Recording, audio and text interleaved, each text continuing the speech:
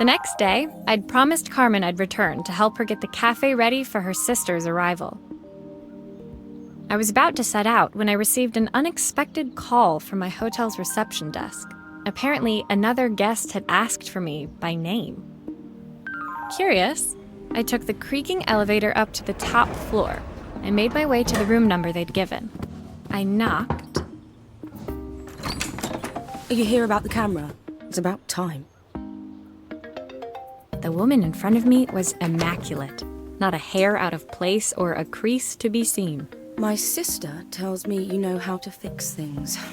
I'd usually go to an expert, of course, but in this town... So this was Carmen's sister? The two of them couldn't have been more different. Inside her room, I saw a beautiful reflex camera, any professional photographer's dream. The viewfinder is completely dark. I can't see anything through it at all. I assume you can figure out what's wrong?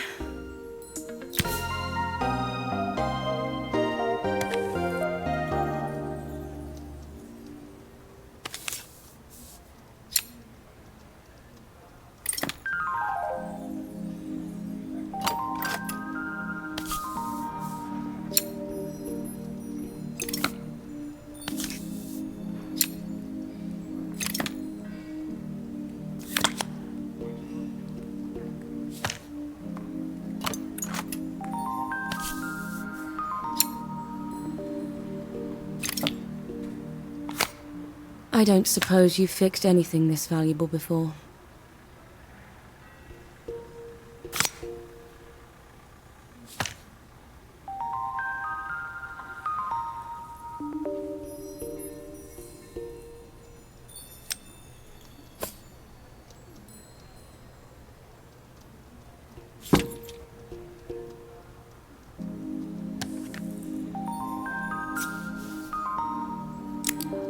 If I used the screwdriver, I could adjust the angle of the mirror.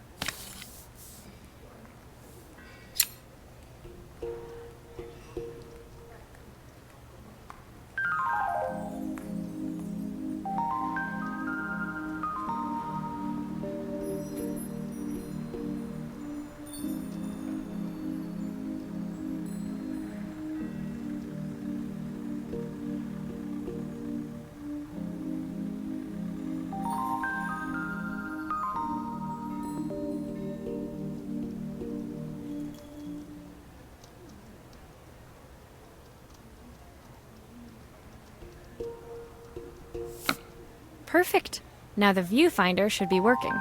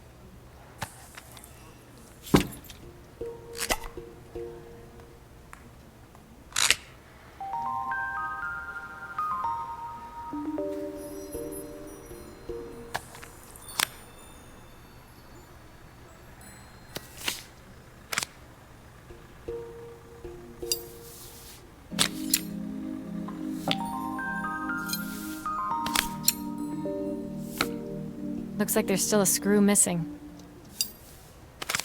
Those screws still need to be put back.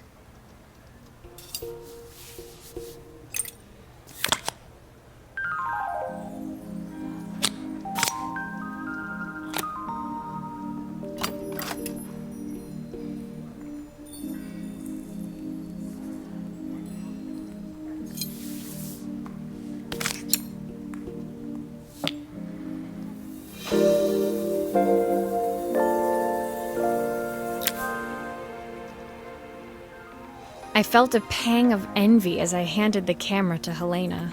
I put my disposable to shame. I picked it up on my first trip to Paris. It's a 1958 limited edition, the first of its kind. It cost me 3 months' salary, but it was worth it. I had no idea what 3 months' salary meant to Helena, but I was pretty sure it was more than I could afford. It was strange, really, that we were even staying in the same hotel. I'd picked this place because it was cheap and cheerful, but surely she could afford somewhere better? She took some test shots, fiddling with the camera settings until she was absolutely satisfied. This work is immaculate. At least there's one person in this town who knows what they're doing. Sending you to me might be the first thing Carmen's actually gotten right. I wondered why Helena had bothered coming if she thought so little of her sister. I hear nothing from her for weeks, and then when she finally does call me, all she wants is money.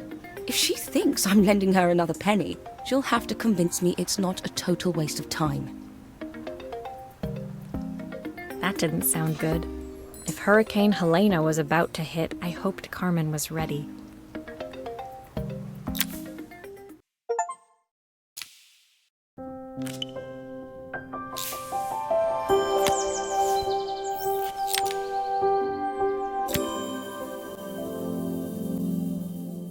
The sun was setting over Bellariva by the time I reached Carmen's cafe.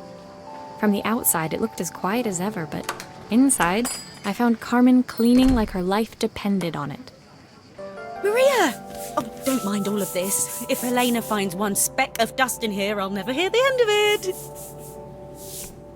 Carmen seemed pleased to see me, but I sensed the fidgeting tension beneath each sweep of her mop. Trying to live up to the standards of someone like Helena seemed like an impossible task. I hope you didn't mind fixing the camera for her. She was furious when it broke. I really need this to go well. If she doesn't lend me the money, I don't know how long I can keep this place going. Carmen led me to a back room, where she'd laid out the components of what looked like a neon sign. I had this made when I first opened the cafe, but I'm hopeless with electronics. So there was supposed to be a sign outside. This might explain the lack of customers.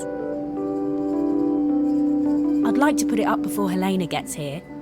Can you give it a try?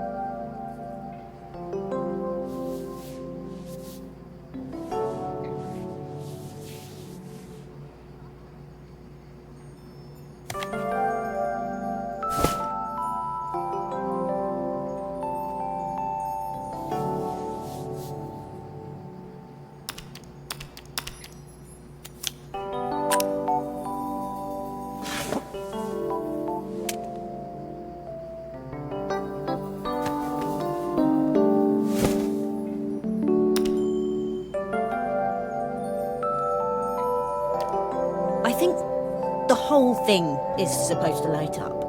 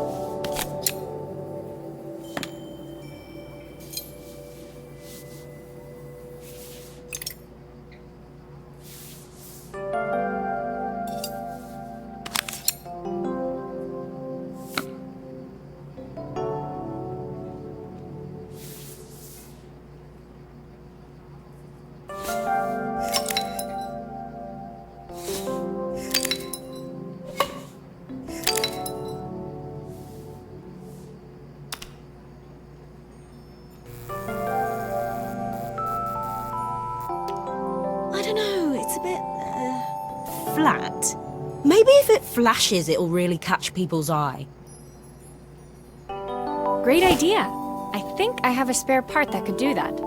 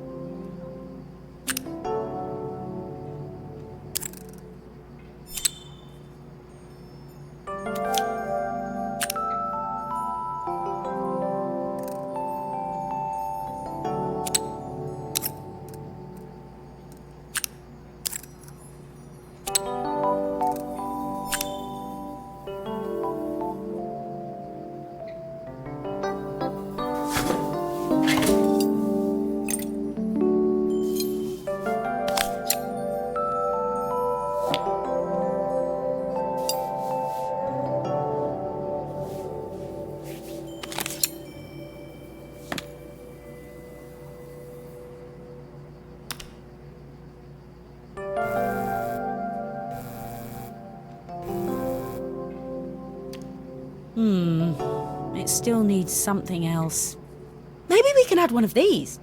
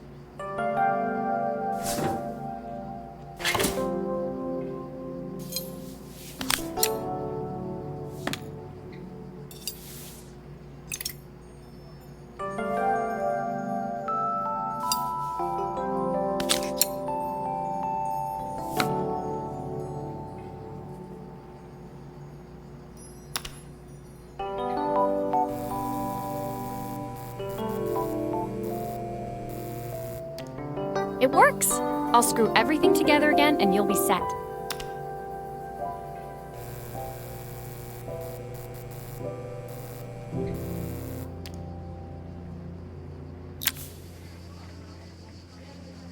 The sign fixed, we headed outside and mounted it carefully over the cafe door.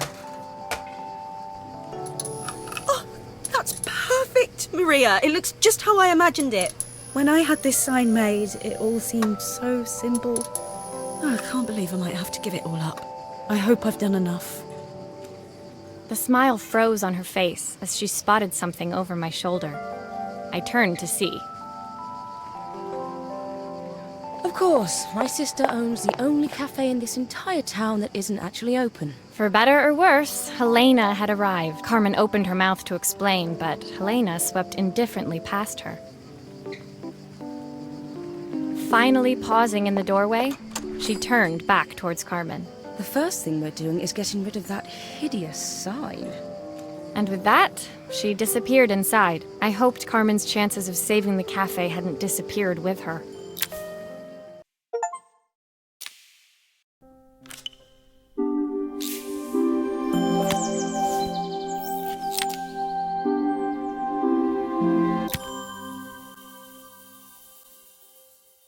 It was the day before the festival, and the whole town was busy getting ready.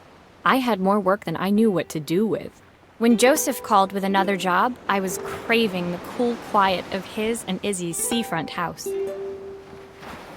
I'd barely reached their front door when I heard someone calling me. Psst, Maria, I need your help. Quickly, it's top secret. It was Izzy, peeking out from the side of the house. She beckoned for me to follow her. She led me through to a beautiful, unruly garden overflowing with flowers of every color.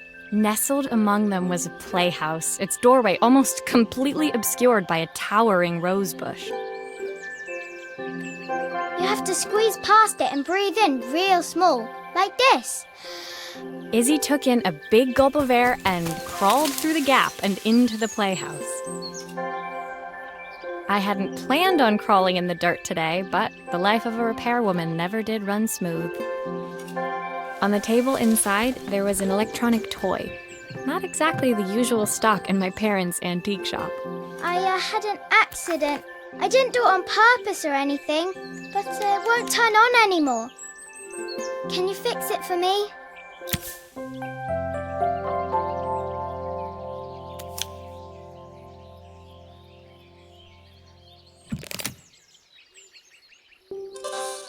Why does it sound so scary?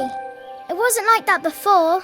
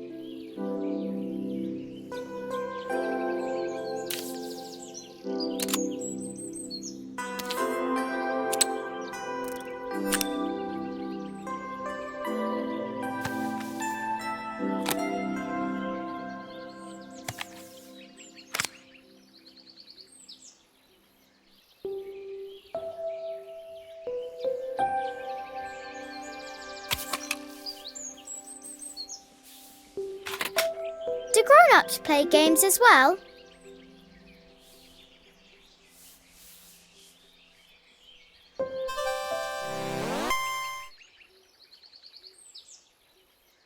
Can you show me how to play? I tried before, but it was so hard.